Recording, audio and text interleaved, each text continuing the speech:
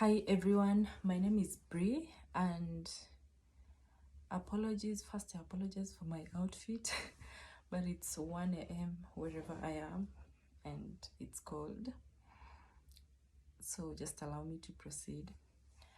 As you can see from the title of the video, the express entry cutoff point is massive. It's massive, it's the most, it's shocking, and it's everything bad.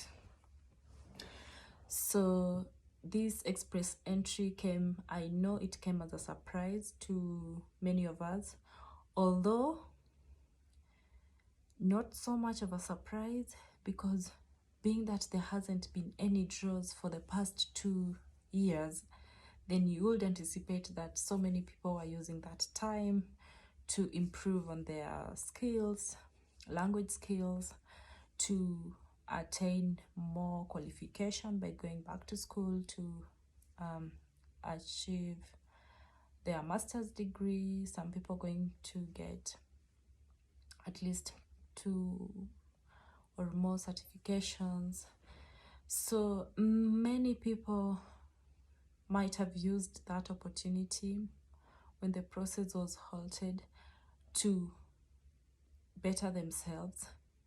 And that is what always happens when there is a time gap to something. You have to try and make use of the time. Time is money. The funniest thing with this express entry is that when you have the age, you don't have the experience. When you have the experience, you don't have the money. When you get the money, the age is not on your side. So it's a gamble. It's mostly a gamble, but you have to prepare, that's all. If you're prepared, then you'll be safe, you'll be fine. So I don't know, I've just been in various forums, various Twitter spaces, going through different platforms also to get people's opinion on the same. And I was shocked to hear that there are about 8,000 people on the pool with at least 500 points. That means that the points are not likely to go lower than below 500 in the coming few months, not so soon, perhaps towards the end of the year. So what do you do now that you know the points are going to range between 500 to 550, or mostly just an average of 500? It would be safer to have something at least 500 than the previous. In the last time there were draws, most people were aiming at 480s. Anyone with 480s was considered safe, but now it is not safe to sit below 500. And that is, the game has changed. Things are getting better. People are getting more skills. Everyone is trying to better themselves, and the competition is getting high. There are people in countries that did not even consider moving to Canada before, like in the US, but are now considering their move to Canada. So the pool is getting saturated.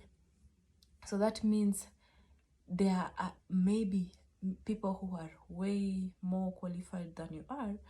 So you have to, it's getting competitive and you have to compete. You have to really be your best. So how do you get there? That is the point. And I believe that is why we are all here. How do you get there? Number one, if you haven't gotten your master's degree or at least 2 or more certifications, that will be the first best way to ensure that you get more points, you earn more points. That is if you are below the age of 30. Those points for a master's degree or 2 or more certifications are very important, as you have the age on your side. Secondly, work experience. If you can at least get 3 or more years of work experience, that will also increase your points. But the most important way, and I believe at the moment this is, because we saw some time back, those who had this skill actually got invited, you know, and even the Ontario Provincial Nominee Program sometimes picks people with these skills. So yeah, you know it, the French language skills, that is if you speak English already, and if you have the English language, the skills, I'm telling you, you have to go for your French lessons. You have to. This is what is going to give you points, and this is something that Canada is not playing about. People have been picked from the Ontario, from the pool for the Ontario PNP just because they had the French skills. So go get your French language skills, enroll in a French school. Just ensure you dedicate at least 6 months. 6 months. It might take you longer than that, but dedicate at least 6 months to have the basic knowledge of French, the skills that can at least help you write in French, speak in French, listen to French, to spoken French and all that. So how do you go? What is the best way to go about the French language skills? Number one, if you are able to, then kindly enroll to a French school. Alliance Française is almost everywhere, so if you are able to enroll to the nearest Alliance Française in your school or online, that will be good. Because in my country, the Canadian French program offered, Alliance Française actually offers a program that is dedicated to the Canadian immigration, because even when you're trying to register for them, there's a place where they ask why you are learning French, and there's that option for Canadian immigration, I think, if I'm not wrong. When I enrolled, there was that. So try to enroll to Alliance Française near you and tell them that you are doing the French, the Canada immigration program, the express entry program. So they will tailor your lessons to what is needed, as opposed to just doing general French and all that. Because actually Alliance Française also offers the TEF exams, so they know the structure and all that. Secondly, you have to go hard on yourself, by yourself. So you also have to learn by yourself. I mostly used YouTube. YouTube has a lot of resources for that. If you're a complete beginner, I would suggest you start with Learn French with Alexa. That will guide you through the grammar and all, punctuation, conjugation and all that, the passé composé, the tenses. French has more than 5 tenses, so you have a lot of learning to do. And Learn French with Alexa is structured in a way that it, as a beginner, you can have your way out, you can know what to do. I also used some resources that I have here with me, some books. So this is a French grammar book. I'm not sure if you can find it online, but perhaps you can have a look at it. Yeah, I hope you can see it. Living French, revised by Muriel Mali, T.W. Knight. This book is good. It is good. The grammar, reading of passages, vocabularies, conjugation, and there are also exercises that you can do. So it's a very good book if you've already started attending your classes and just using their YouTube resources and French with Alexa. This book will help you. It has a structure. I think it has everything. How many lessons there are? About 24 lessons.